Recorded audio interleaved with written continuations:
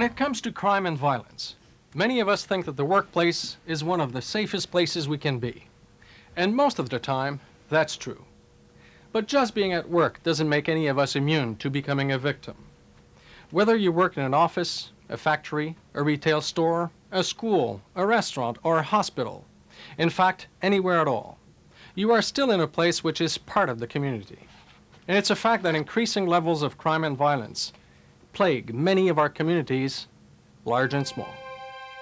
Each day in Canada, thousands of employees are harassed, intimidated, threatened, and verbally or physically attacked. Much to the surprise of many in the occupational health and safety field, an International Labour Office report ranked Canada 4th out of 32 countries for the number of women who were assaulted in the workplace. The report also ranked Canada 5th for the number of men who reported assaults. Of all workplace violence, approximately 70% is committed by customers, clients, or strangers.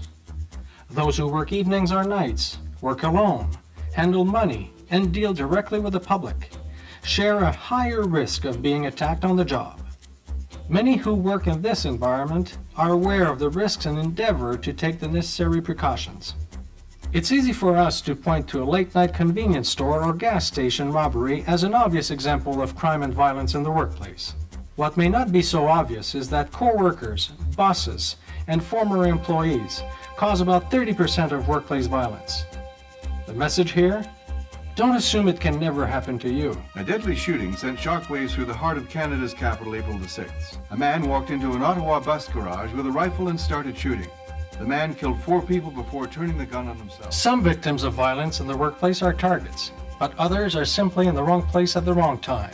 Extreme incidents like this are rare in Canada, but when they happen, they are devastating, not only in terms of human suffering and loss, but in the damage to morale and the resulting sense of fear and vulnerability felt by all employees and their families. If a person armed with a gun burst into your workplace right now, do you have a crisis plan that you can follow to improve your chances of getting out alive?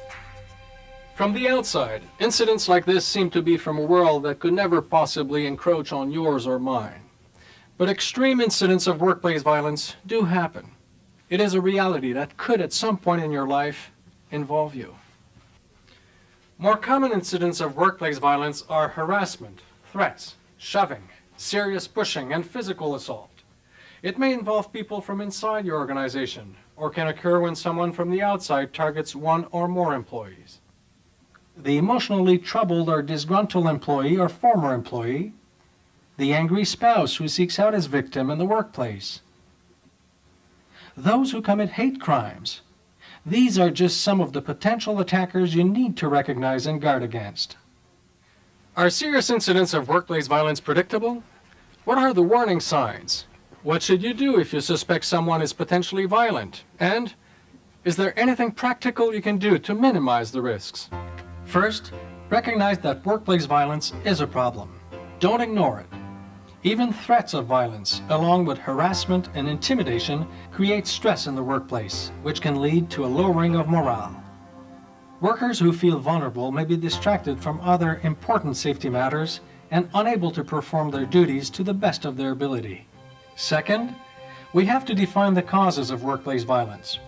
These include external factors such as the availability of weapons and an increased acceptance by society that violence is a part of life.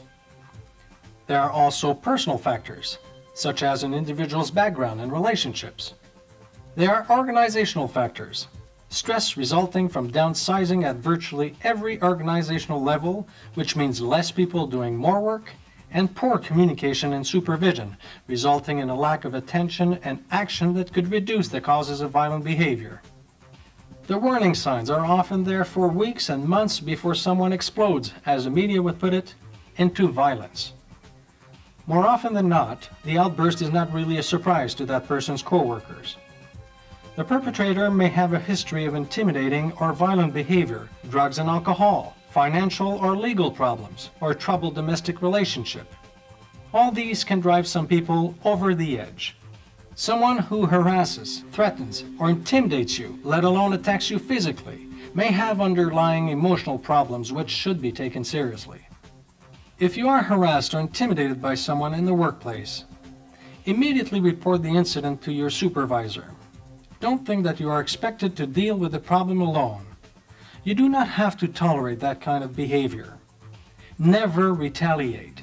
It will only make the situation worse. The best thing you can do for yourself and your coworkers, including the person who has harassed you, is to try to resolve the problem before it gets out of control.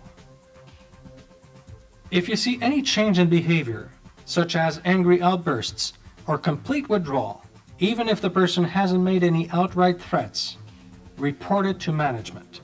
If someone brings a weapon to work, report it immediately. Develop conflict communication skills in order to be able to diffuse threatening situations. It is much easier to resolve a problem when it is in its early stages than when it has spun out of control. It might be as simple as asking someone, "Are you okay? Is there anything I can do to help?" Don't be the one that has to say, "I could tell something was wrong. Maybe I could have stopped this from happening." Know your organization's security procedures and crisis plan in case of an emergency.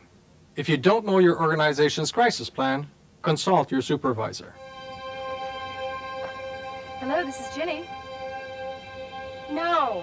If you are being threatened or stalked by someone from outside your workplace, report the incident to your supervisor immediately. Security can be upgraded. It may be possible to move you to a less accessible part of the building, to screen your calls, and to have someone walk you to your car.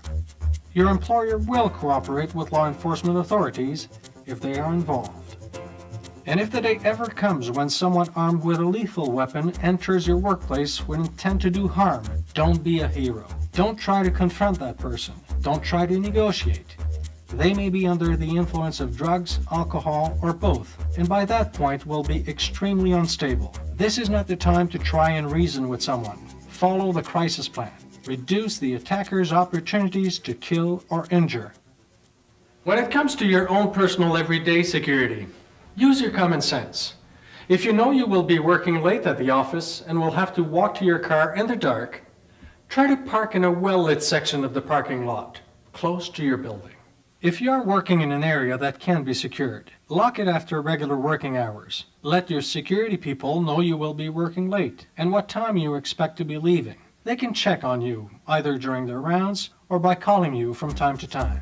When you're leaving the building, have a security guard or someone you know accompany you to your car. Whether you are alone or with someone, be aware of what's going on around you and have your keys out, ready to unlock the door. Carry a small flashlight to check the interior of the car to make sure no one is hiding inside. And once you're in the car, lock all the doors immediately and drive away as soon as possible. If someone you don't know approaches you, don't be afraid to challenge them or even scream. Don't worry about offending someone. It could mean the difference between becoming a victim or staying safe. If that person says they need help, do not let them into your car. Leave the area, go to a safe place, and call 911, even if you have a mobile phone in your car. You'll be helping both yourself and the person who genuinely needs help. An attacker is looking for a victim who is either naive or vulnerable or both. Apply these same rules to similar situations when you are not in the workplace, and you will enhance your personal security at all times. A workplace can only operate harmoniously and productively when all its members show respect for each other. Be sensitive to the different customs and cultures of those with whom you work, and know that not everyone thinks and acts like you do. If you have a legitimate grievance against a fellow employee, don't try to solve with verbal or physical abuse. Your organization has procedures for dealing with complaints. Use the correct channels, or if in doubt, consult your supervisor. Recognize that violence in the workplace is a real problem. Learn to spot the early warning signs. Report any incidents or unusual behavior to your supervisor. Never retaliate against intimidating or violent behavior.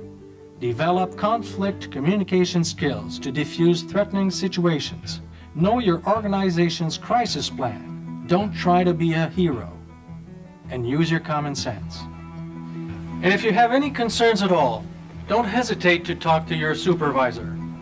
Your contribution will help make your workplace a supportive, productive, and safe environment.